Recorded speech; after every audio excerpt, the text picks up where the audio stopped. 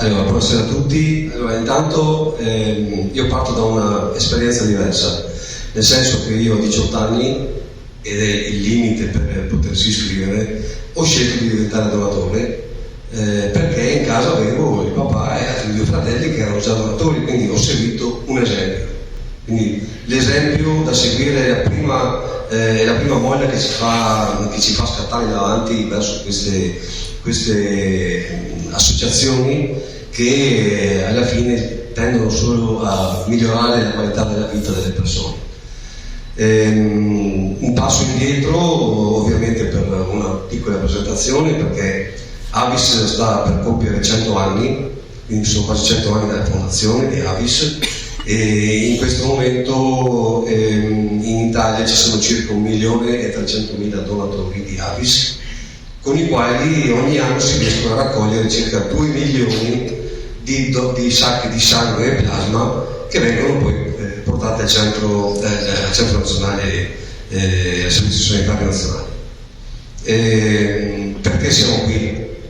Ovviamente perché abbiamo bisogno di sensibilizzare i giovani, perché abbiamo bisogno di avvicinare sempre persone nuove, in quanto i nostri donatori prima o poi arrivano alla fine del loro ciclo di donazione. I vecchi, mi metto ormai tra i vecchi, arrivano per motivi di età o di salute, insomma, finiscono, e quindi abbiamo bisogno proprio del ricambio generazionale. Questo perché? Perché in Italia, solo in Italia, ogni giorno ci sono più di 1.800 persone che aspettano il nostro sangue e aspettano che qualcuno si alzi la mattina e vada a donare il sangue per queste persone, che possono essere talassemici, possono avere delle patologie particolari, piuttosto che avere più necessità a causa di un incidente o sul lavoro o stradale, o anche dei trapianti, perché i trapianti di midollo osseo, ma i trapianti di fegato, di cuore, di polmoni, di qualsiasi altro organo necessitano di una quantità infinita di sangue. Ecco perché abbiamo sempre bisogno di avvicinare i giovani, perché abbiamo questa necessità di ampliare il nostro parco. Fare la donazione, le donazioni di sangue sono 3-4 all'anno, quindi non è impegnativo come dal punto di vista associativo, è impegnativo nei confronti della società.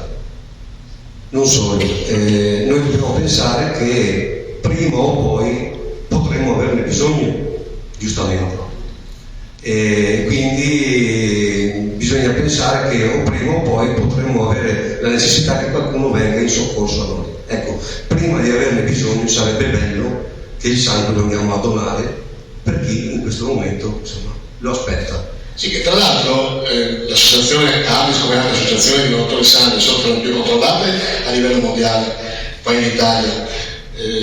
Sì, perché sapevo che le analisi che si fanno sul sangue in Italia sono tra le eccellenze della sanità, esatto, a livello mondiale. Le analisi che si fanno su tutte le sacche prelevate sono praticamente rendono il nostro sangue sicuro al 100%. Non ci sono, difficilmente si arriva a trovare una sacca che ha dei problemi.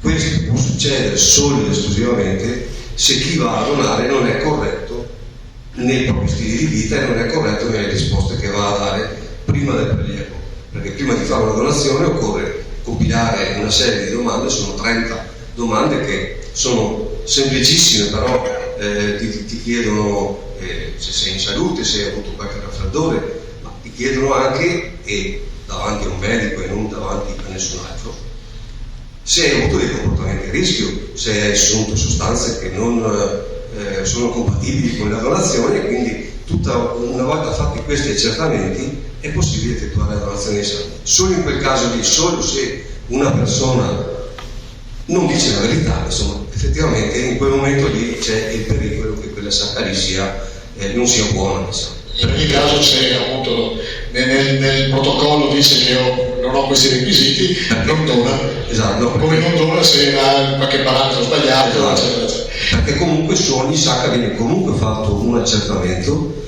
che però può sfuggire nel momento in cui uno non dichiara la verità, e quindi se si salta un passaggio, ovviamente siccome le analisi sono fatte scrupolosamente ma non sono immediate rispetto a un problema che non dichiara, ovviamente ci può essere il pericolo di qualcosa non funziona.